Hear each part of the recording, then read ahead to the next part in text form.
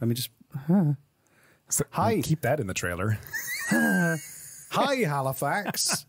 It's me, Reese, from Canadian Politics is Boring, with Jesse from Canadian Politics is Boring. Hello. And we've got a live show. We should have run this. Reese loves improving. We've got a live show in person. This totally sounds scripted, doesn't it? Yeah. No, we're doing it. We're finally doing a live show in person, in the flesh. If you are in Halifax, Nova Scotia, this Thursday, August the 19th at around 6 p.m. ish, we will be in Grand Parade in downtown Halifax, performing on stage the Halifax Trivia. Ultimate Halifax Trivia. Or Ultimate Halifax Quiz. This is a really good trailer. I messed this up so much. It's fine. So Reese is going to come up with questions about Halifax, and me and other participants, other comedians are going to be tested, and for a undisclosed prize that he's going to present to the winner. It's free.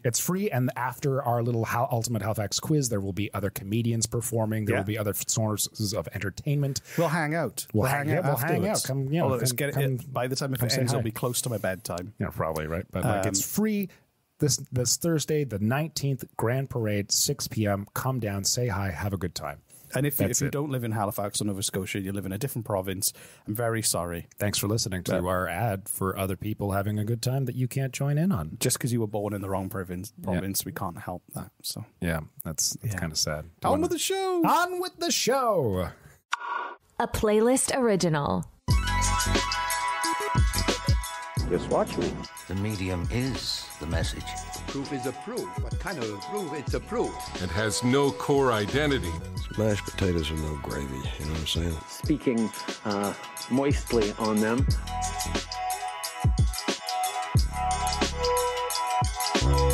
Hello and welcome to Just Watch Me. I'm Kate. And I'm Liv. And today on the podcast, we have two very special guests from a podcast called Canadian Politics is Boring. So in their podcast, Reese attempts to convince Jesse that Canadian politics are actually a fiery roller coaster full of murder, double-crossing, and infamy. Their show has broken the top 5 podcasts in Canada on Apple Podcasts. So we hope that by a mere association, we might propel our own show to the same success. So welcome to Jesse and Reese. Finally, the truth comes out. Hey, thank you for having us. Thank you so much. Thank you for having us. It's always been a ploy. So why don't we... maybe introduce yourselves. We're interested to know about your show, how it came to be. How does a Welshman end up meeting a Canadian and starting a podcast? What's your origin story there? Well, I was exiled from Wales. It's true. I'm joking. Because he's such a rabid nudist. Public nudist. They don't allow it, but they do in Canada on one beach in HRM. And that's you spend the majority of your time. So I moved to Canada 3 years ago, and me and Jesse were working together, making pretty average corporate films. I would say soul-sucking corporate films. Corporate films, but we always had a riot when we were in a room together. And I was like, we should do a podcast one day. And then for about a year and a half, every 2 months, you would text me with a podcast idea. And I would say, yes, let's do that. That's a great idea. And it would never happen. Never. Until about 2 years later, you text me with the one podcast idea I genuinely didn't want to do, which is Canadian politics. And you fucking ran with it. Can we swear on your show? Please do. Yeah. Well, the thing is that I just watched my first ever Canadian election, which I can't vote. I mean, there's going to be another one. I can't vote because I'm only a permanent resident, not a citizen. But our podcast can run. Yeah, I can talk because if a talking, walking peanut can run, then our podcast as a format, as a medium, can run in the election, and I think we should. We should, yeah. Just have a podcast as a candidate. And I was like, I was so wrapped up in like what was going on with Brexit back in the UK. It was like, I need to learn about politics because I'm really invested here. My kids are pretty much Canadian 3 years later. You know, they love it here. So I should stop looking at British stuff and look more at Canadian stuff. And I realized I knew nothing. So I was like, well, what if Jesse only votes because his friends make him. It's true. And then I want to learn about it. So what if I'm one lesson ahead of a Canadian teaching a Canadian about their own politics? And that was it. And then we're like 110 episodes in, and I I actually know a lot more about the Canadian system. I've never learned more about the Canadian politics system in my entire. Jesse has somehow managed to be entertained and interested in Canadian politics for the first time in his life. That's true. So then would you say that you've accomplished your mission? Like, yep, we're done. That's it. That's it. I think. Okay, so what's the verdict at the end of the day? Is Jesse, like, is Canadian politics truly boring? Oh God, no! It's now an ironic title because the world of Canadian politics is boring, and so it can keep sticking that way despite me having changed my mind on the topic. But no, Canadian politics is anything but boring. Some of the examples Reese has given me. I want to double down on these. I want to do more of who's Mackenzie King is amazing. Oh my! Completely under-discussed how crazy the Mackenzie King life story really is. He could do his own TV show, like his own miniseries. So, like, it's crazy. Yeah, if you can have an entire podcast on Doug Ford, you can have an entire podcast on Mackenzie King. So, Jesse, we have something to tell you. Katie and I have a drinking game, actually, of every time during your podcast that you say this should be a miniseries. Oh. You need to email them to us to remind us. That's great. Oh my God. No, hold on. Please tell me that's true. Is that actually true? Because that would be amazing if someone actually made a drinking game. Okay. Well, it was something I took note of in your podcast.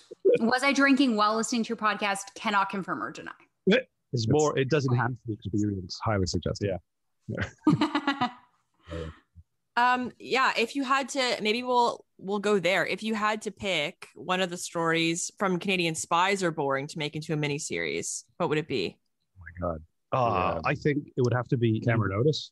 No, Igor Gazenko. Oh yeah, right. Because because he was seduced by Ottawa.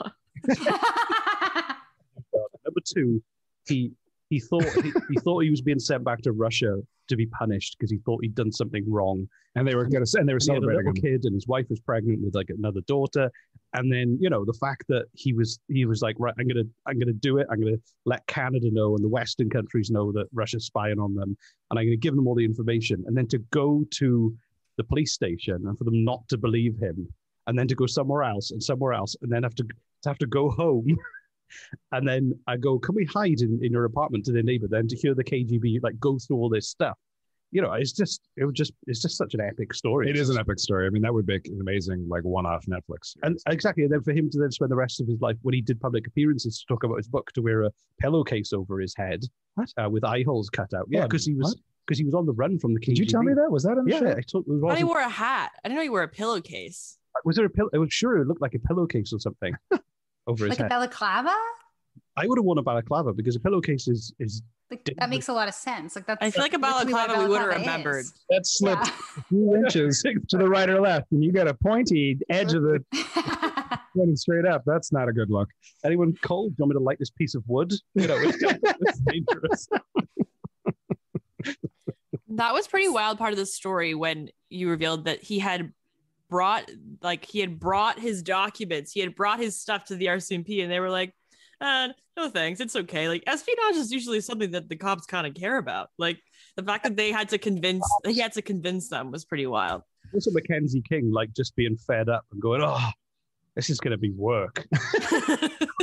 That's what Mackenzie. Go, can we just pretend it didn't happen?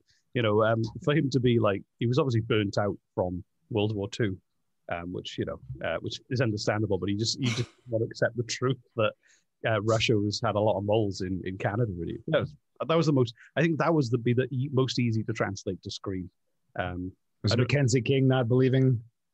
Well, we can do a spin-off. The whole thing, just the whole story. But I thought you were going to say the most believable aspect of that was Mackenzie King not believing him. Which would be great because then we could use that and really like hone in on that for an episode, and then hopefully do a spin-off called Oh Mackenzie. Yeah, it's like a sitcom, right? Yeah, that could be the tagline, the slogan in the show. Oh Mackenzie.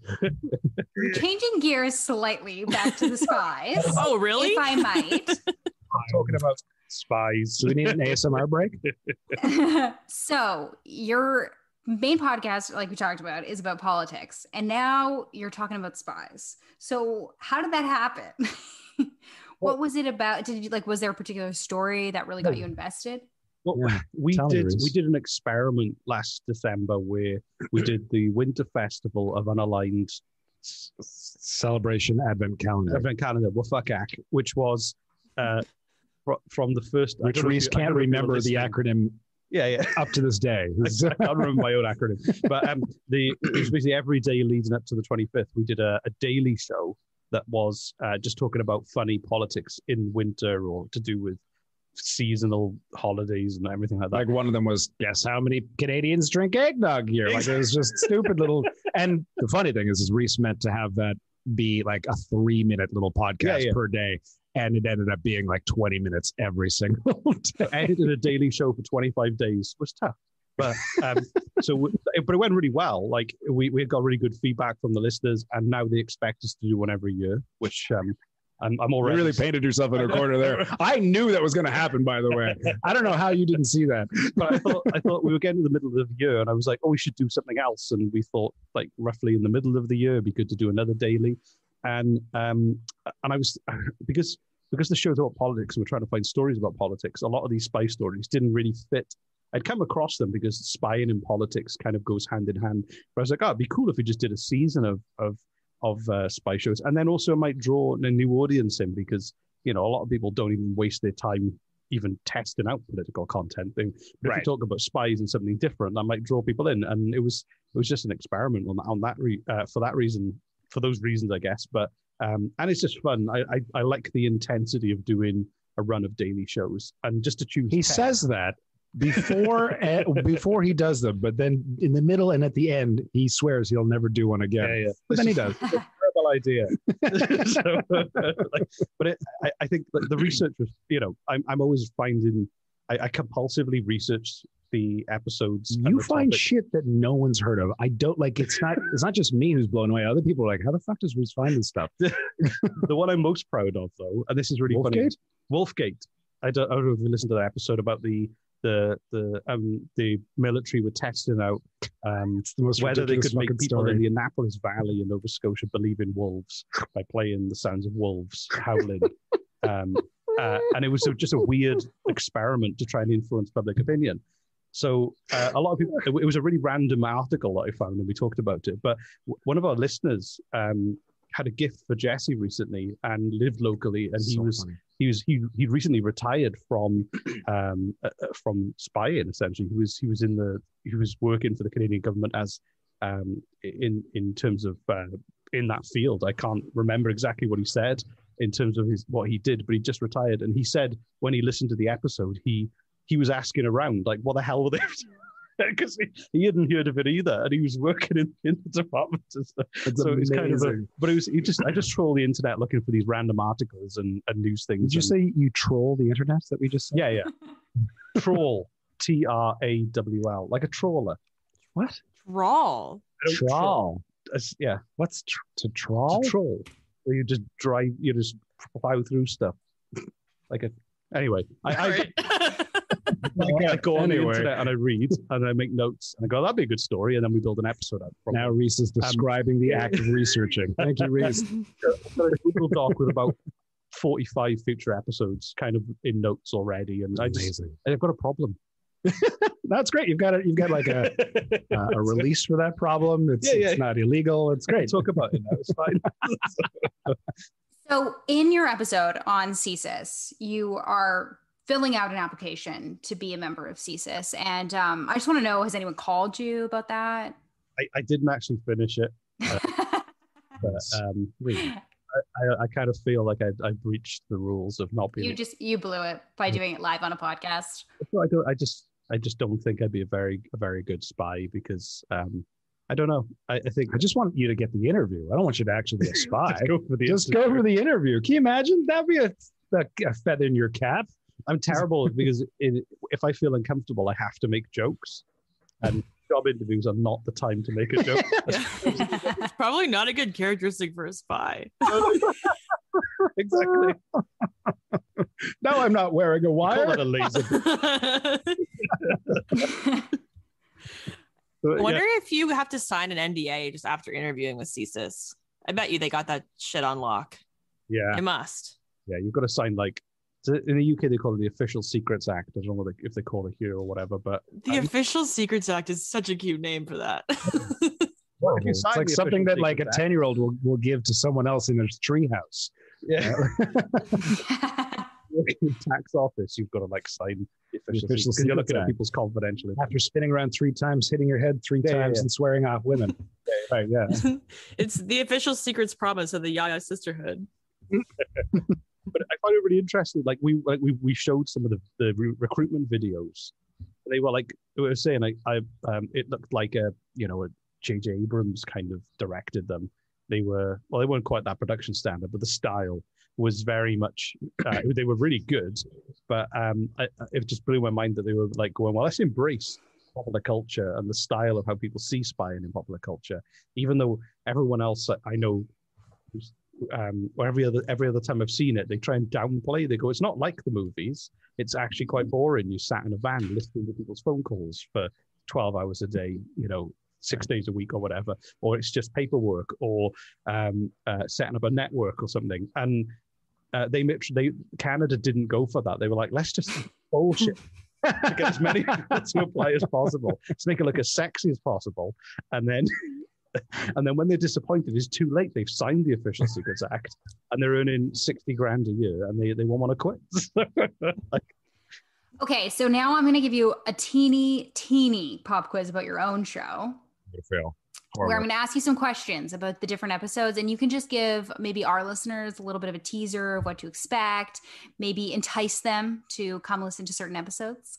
So since we're talking about CSIS, let's start with CSIS. Can you tell us a little bit about what CSIS stands for and how it was birthed? And the point of this question is that I would bet that most Canadians don't know we have the Canadian Intelligence Service of our own. I think I've met a lot of people who've heard of CSIS. I always three people. That's true. Yeah, you included. Canadian. I can't remember. The Canadian Secret Intelligence Service. That's my guess. I mean, there's an I. It's not a guess. I should know. A couple I's and E's in there, I think, or the PH, maybe a silent Q. But that's my dyslexia. I can tell you exactly why it was set up because the too many moles and the Royal Mounted Police had failed so badly at maintaining. It's not the question. The answer. They did. You were like, how you did ask me that question, didn't you? You did ask me. Yeah, no. I can confirm that question was asked by me. So, sorry, Jesse. For the podcast listeners, Reese was telling me to shut my face. And not anybody else. Nobody else, just Jesse. But they set it up because it needed to be civilian run because the Mounties hadn't done a great job and they needed to do it differently. What a surprise! In a nutshell, I guess. Okay, next question. Okay. Can you tell the listeners why you say James Bond is Canadian? Because he is. James Bond is fictitious, but he was. Really? He's not a real guy? I know. It's sorry to break this bubble. He kept transforming into new people every time. Ian Fleming went to Camp X, which is where they train new spies, and he went there with one of the lead spies at Camp X, and we actually became friends with him and was inspired by this man. I forget the guy's name. William Stevenson. From Manitoba. Of Manitoba, right. Okay, so he was inspired by William Stevenson to create a fictional character based off of his friend who he met during Camp X, where he was learning to be a spy. Is that accurate enough? Yeah, and in Camp X, they learned how to kill people really well. With screwdrivers and small everyday objects. With a nasty look. My next question is, do you think Canadians just... Like, do you know if we're telling the truth or not? Because can we just bullshit you? No, we listen to that. We listen to the podcast. Do you think Canadians deserve a Bond? And if so, what would his name be? See, I think they should just get a Canadian actor to play James Bond. Like who? Do you have in mind? Seth Rogen, I guess, is the best Canada has to offer. But I think if Canada had a Bond, it would be like a Seth Rogen type. Yeah, I don't think that Canada could have a serious Bond, like a self-serious Bond. I mean, I could see Justin Trudeau moving on to being a spy because he did act, didn't he? He performed in like a world. Yeah. You mean like a fictional spy, not like a real spy? Right. I think like as he could go to places as Justin Trudeau, the former prime minister, whenever he's done in office, as prime ministers and as presidents do. But while he's there, dun dun dun dun, he puts on like another man's mask of that person's skin over his. That's how it works, right? And then is that what they're still doing? This I don't know. It's very Charlie's Angels. Yeah, exactly. Is that what the disguise team is working on in 2021? I think maybe not. And also, everyone, even though James Bond was a spy, the bad guys always knew his name and knew who he was. So yeah, true. Which seemed like an error, right? Like I know exactly who. It's yeah. Can you? So Reese, you allege the Cold War started in Canada. Can you explain why you make that allegation and give us a little teaser of the events that led to the Cold War that took place in Canada? Yeah, so during World War II, while the Allies were fighting with the Soviet Union were already thinking ahead to the end of the war and had established spy networks to a lot of Western countries to steal nuclear secrets and to, find out what they were up to. And Igor Gouzenko, who was working in the Soviet embassy in Ottawa, revealed that there was this network of spies in Canada. And it was the first Allied country to really realize that they had this going on and that they were being spied on by Joseph Stalin and the crew, as he called them, I guess. Just Stalin. Stalin and the crew. Stalin and the crew. Yeah. Khrushchev and the rest. But Reese, can you tell us about the illegals program and how it operated in Canada? Yeah, so it was kind of real deep cover spies. The idea was if you met a spy who was from the illegals program, as far as you knew, they were either born in Canada or they were typically from a lot of them had come from Canada, but they would seem as American or Western as they were supposed to be, as if they'd lived their whole lives and they had no hint of being from abroad, really. And they would steal the identities of dead people from those countries, start families, build businesses. And it was, when it was exposed, it kind of blew people's minds, the level they'd gone to in terms of like planted these people that were almost undetectable, really. We did an episode, if anyone's interested, on Gordon Lonsdale. So that was he was a fake Canadian too, and he had a similar story to an illegal. He like stole an identity. Oh, really? A dead Canadian, or like a child dead that children. died. Yeah. In Canada. And then he went to England and did some crazy stuff. And we did it because the RCMP was was critical in bringing down the Portland spy ring because of Gordon Lonsdale.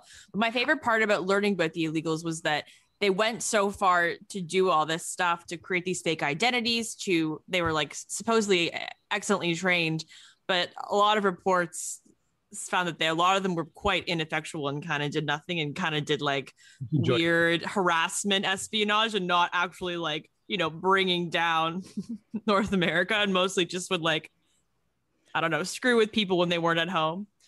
I love, that's what I loved about The Americans, the TV show, was that, they played it off where the one, the wife was still really on course with the mission, and the husband was like, I quite like 1980s America and Reagan. This is pretty cool. I got a Trans Am. I don't want to seduced by the Trans Am.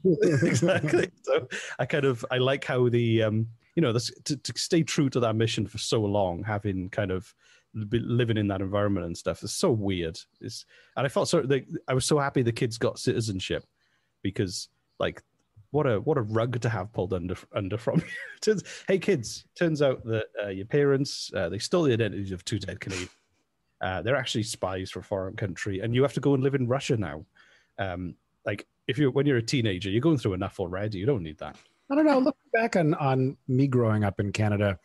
So yeah, thank you. Please continue. When we first moved to Canada, our first Canada Day as a family, like with my wife and my kids, we were kind of like, is this what you do? Do you wave flags on your head? And we bought loads of stuff, and we were just like, And I was like, we were like joking about the fact it was like we were calling ourselves the Canadians. Put the hat on with the maple leaf on and everything. So you have an episode about weapons of mass destruction in Canada. And I was pretty surprised to find out that there is some, I don't even know what to call them, bombs off the coast of Nova Scotia. So can you tell us about that?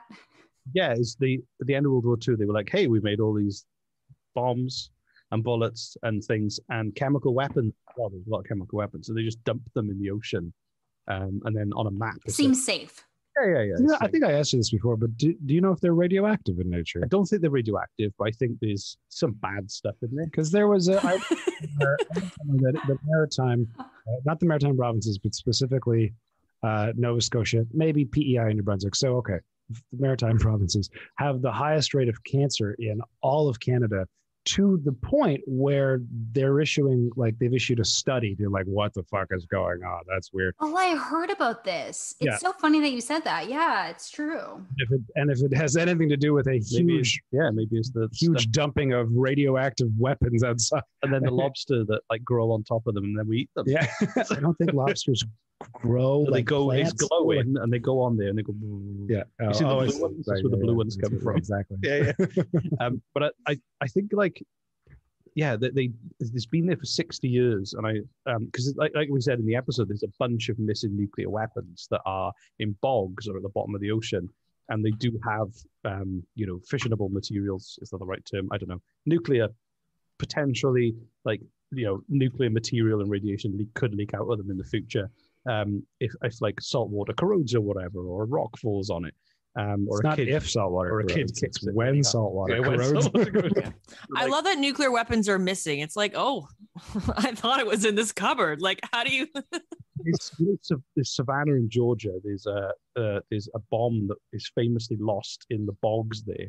And I spoke to a guy because I was pitching an idea to the BBC about missing nuclear weapons. They never got made, but I spoke to him, and he'd spent his whole life looking for missing bombs, and he lived near where this bomb is supposed to be. And it's just mind-blowing. You think that apparently he said like half the community want to find it and work out where it is and get it. The other half would want to ignore it and just carry on with life. it's such a weird thing to try and wrap your head around. It's like, should we look for this weapon that could wipe us all out or poison the waterways? Or should we just pretend it's not there and just drink this beer and just chill out? What's your favorite episode of your miniseries and why? The last one, because it's over. Pretty sad. Wow, you guys are really selling it. Yeah. I like the William Stevenson one, the one about the Canadian James Bond, just because I think I'd heard of him before, but in the UK they like to rewrite history to say he was British because Canada, because of the Canadian connection and being part of the Commonwealth and everything, like British spy master, but he wasn't. He was like a Canadian, and also I was so surprised that so few Canadians know that about him, because he pretty much created all of these kind of like the CIA and MI6 are all based around his work and what he did. So like modern spy culture and popular culture and everything is just created by this one guy from Manitoba who also was an incredible businessman as well, who was the kind of hotshot billionaire of his day, I guess, and then gave all his time and energy and resources for free to set up like his own off the books spy agency. It's just crazy. I just think that there's it's just fascinating and not talked about enough, I guess. Maybe it is. I'm just in the wrong. No, I completely agree. I'm actually from Winnipeg, and like people in Winnipeg love to talk about everything that's from Winnipeg, especially Winnie the Pooh. I don't know if you knew that. And I do. Yeah, now you do. And and not a mention of James Bond being actually from Manitoba. Should be a museum. I think 100%. $100 million idea right there. Winnie the Peg Museum. No, Winnie the Peg. Winnie the Peg. It's just a clothes peg in a forest. A little boy playing with the peg. Sorry. Oh God. I thought, again, I'm from the UK. Everybody used to pretend that was like a British story, because they Winnie the Pooh. I think British. Well, it is. It is. The only part of it that's from Winnipeg is the bear. The bear was like were in. It was like the child named the bear Winnie after Winnipeg. So it's like it's a loose connection. Well, there's a Canadian Heritage moment like for it, and I don't know how much truth is in this Canadian Heritage minute, but like, yeah, the author of Winnie the Pooh was walking with his kid, and they in Winnipeg, and they come across the zoo, and they see the little bear named Winnie after Winnipeg, and the kid's like, "You should name your cartoon character after Winnie. Name it Winnie the Pooh." So let's talk about what's next for you both. On your podcast, on your regular podcast, and in your life. But let's start with the podcast. What's next? What's next? Well, I don't know. We just finished like we had a strange month where Samsung decided to get involved, and we did like a photo shoot where we were using Samsung gear and stuff. That was weird. And my favorite part about that Samsung promotional offer is that they literally Samsung paid for promotional material of Reese and I, like catching frisbees and playing tennis and running. And we're two like middle-aged men, like badly doing these exercises. But the best part of these paid Instagram and Twitter promotional pieces was that they made no mention of who we actually were or our podcast. It's just suddenly two men, just two unfit men using Samsung. That's it. Not like Reese and Jesse from the Canadian Politics is Boring podcast. Nope. Just here's Reese in his pool enjoying his. So yeah, just two very average looking men floating around. And don't get me wrong, I'm eternally grateful that Samsung wanted to sponsor us. It's just a very funny way of going about it. Yeah. So I don't know whether we're going to do more stuff like that. I have no idea. Maybe that was the first and last time. Who knows? We'll find out. Maybe we traumatized Samsung. But I think we'll definitely do Wafakak in the winter coming up. So we'll do from the 1st of December. We're hoping to do something with the election coming up. Yes, yeah, with the election, September. we're going to do our own election coverage as an alternative to. I still thoroughly, and like no joke, I really think our podcast should run in the election as a candidate. It's not possible. What would the platform be? Candy for everyone. Yeah. One issue. Yeah, exactly. Not enough candy. And the other thing is mind your own business. Mind your own business. And the other thing is we do want to start doing live shows. I think we've thought about for a long time. So we might start dipping our toe in and experimenting with live podcast records and see if there's any appetite for it. I don't know. If we like fly out to Toronto and try and do a show and 3 people turn up, it'd be great. That'd be great. God, that'd be great. You 5 would have a good time, I'm sure. Just move to the bar, get off the stage, and just go drink at the bar. We're bringing the microphones over to the bar. Make room. Exactly. I mean, like, I'm excited to be a part of a show that continues to grow and entertain people. I mean, I grew up in a family of entertainers, as I've mentioned on the show before. Both of my parents were professional comedians growing up, which made things weird but entertaining. And so I just kind of grew up in a family of entertainers, and I like the idea of entertaining people, and I like being a part of this podcast. And Reese and I have constant conversations about, like, what can we do next? How can we grow this podcast? How can we do other shows, television, podcasts, et cetera, et cetera. So it's just, it's exciting to me. We never do anything. We talk about. Yeah, we talk about. We don't do fuck all.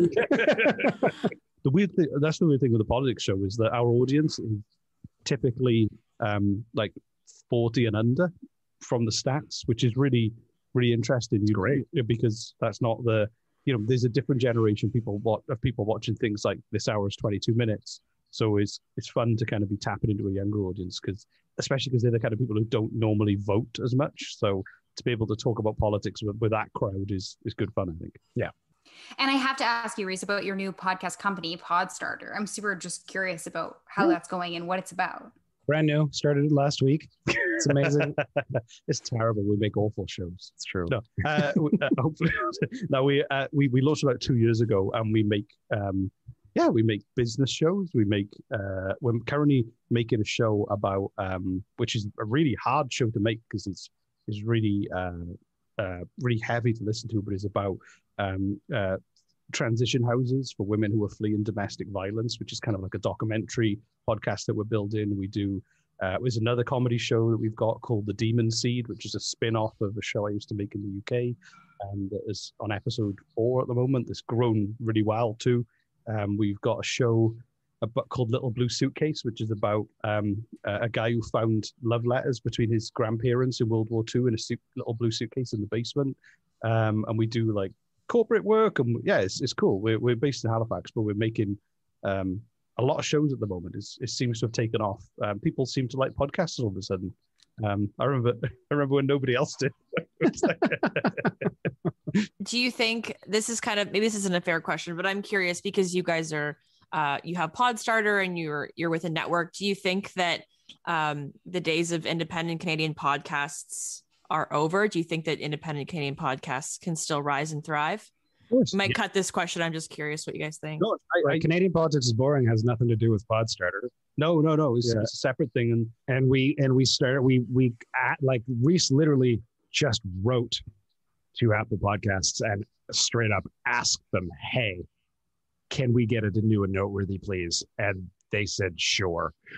Yeah, that's how we started. First month. Yeah, within our first month, we just asked and they said, okay. And that's got the attention of the Frequency Podcast Network, and it went from there. So. Yeah. And I honestly, I think that all the stats are showing that Canadians are moving towards Canadian shows. And you just got to look at a lot of the front page of Apple or the front page of Spotify, and there are a lot of original Canadian offerings. And I think that as time goes on, there's podcasting is still growing, it's still expanding, it's constantly changing. But I don't think that networks are great, and I think that they'll always be good because they'll be able to put money into making certain kinds of shows. But I think podcasting's always been this grassroots thing. It's always been people in their basements talking to their friends, and it's kind of, there's an accessibility to where anyone can start a podcast. And I don't think that'll ever go away because all you need is a smartphone or a small recording equipment. And in my head, I want the bar to remain low, because if you don't have the money or you don't have a lot of time, but you still have something important to say or a cool show idea, you should be able to make it. And that still does happen. And I think that,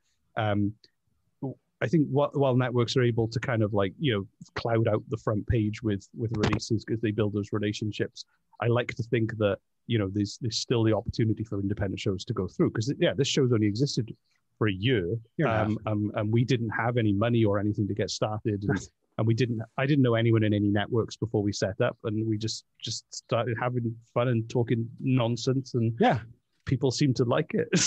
and don't forget also that there's different layers, different types of success when it comes to podcasting. A lot of people don't talk about. Most people, when they talk about a successful podcast, they are thinking strictly in terms of audience numbers, a la Joe Rogan sort of thing, where if you don't have millions of listeners to be able to draw in an audience, sponsorship deals, then why even bother? But that's not the case at all. There's a lot of different reasons. Actually, that's one of the reasons Reese got into Podstarter, from what he told me, is there's companies that just want to be able to express certain information to people who are already their customers or their customer base. And that could be 1,000 people, or that could be 500 people. And if they're reaching that 500,000, people who are already interested in that, then they've done their job. I know people who use their podcast as a cathartic release, almost like my one of my podcasts that I listen to. I've mentioned it a bunch. We Live on a Planet. Patrick, he uses it almost like a personal journal for himself, and he's got a number of people who listen to it on a regular basis because it's relaxing and calming. And so there's different metrics of how are you expecting to measure success with your podcast? And if the answer is only ever, I want to make millions of dollars through advertising and having millions of listeners, good luck. It's definitely possible, but that's not the only type of success you can have with a podcast. Yeah. I mean, Laura Palmer hasn't solved the missing man on Vancouver Island, but she's put out this show, and investigated a story that she thought was under investigated. And since putting that out, she's gotten all kinds of tips and people are talking about it. Like there's lots of good reasons to have a podcast beyond, becoming Joe Rogan. You can do a lot of good, and like people are using it in a public interest kind of way. And I think that's awesome. Think about the amount of really, really cool people you guys have been able to meet because your show exists. Totally. Right? We've also made a lot of friends too from podcasting. Yeah, you can make a lot of friends. Very under talked about, I feel like, but it's just like, it's a great community. Like, especially in Canada, it's just not that big, and it's such a great community. And I find that like everyone we meet is so cool and like kind and wonderful. So it was a pleasure to meet you guys today. So can you tell us, where can people find you? Where can they listen? You can find Canadian Politics is Boring anywhere that podcasts can be found, such as Spotify, Apple Podcasts, Stitcher Network, and the other ones. And the other ones that nobody uses. Less than 1% of people. And also CanadianPoliticsBoring.com. Our half-finished website. Got a website that is poor. Some really cool pictures, though, worth seeing. We're put pictures on this. You did I? Yeah. Oh, okay. Yeah. Yeah, Jesse's like doing a one-handed handstand. Oh yeah, my days. Am I more familiar with it? You guys? Wow. I used to do capoeira when I was younger. Spell everything.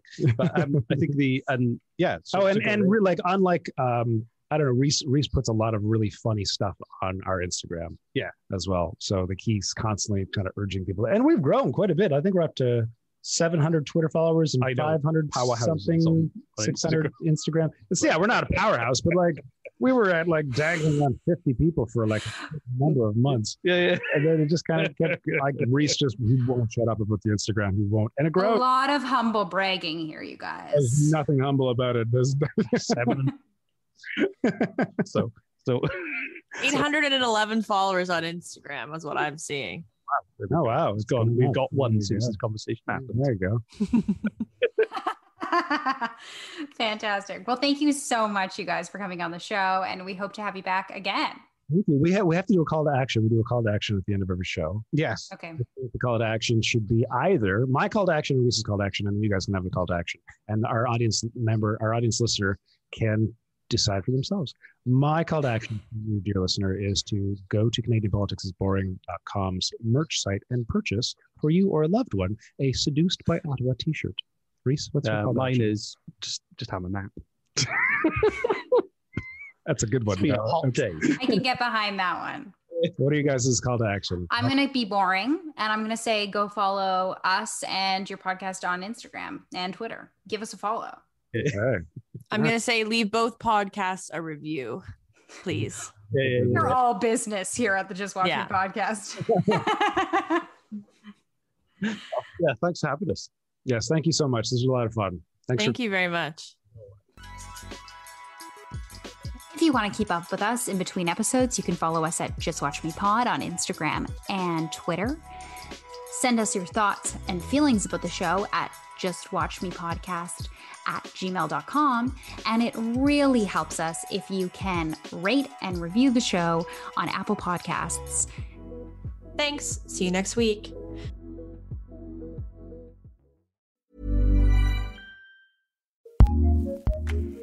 Acast powers the world's best podcasts. Here's a show that we recommend. Are you ready for some personality in your personal finances? Hi, I'm Janice Torres-Rodriguez, Latina money expert and host of the award-winning podcast, Yo Quiero Dinero. On this show, we're serving up POC-friendly personal finance knowledge, always with a side of sass. We're not talking about avocado toast and lattes on this show. We've got real, relatable personal finance knowledge that makes you feel seen, heard, and finally understood. Consider me your super cool, slightly risque, but always honest financial fairy godmother. Together, we'll tackle dinero in a fresh new way so you can finally become poderosa with your dinero. Check out our weekly podcast episodes at YoQuieroDineroPodcast.com or subscribe wherever you listen to podcasts. Acast helps creators launch, grow, and monetize their podcasts everywhere. Acast.com.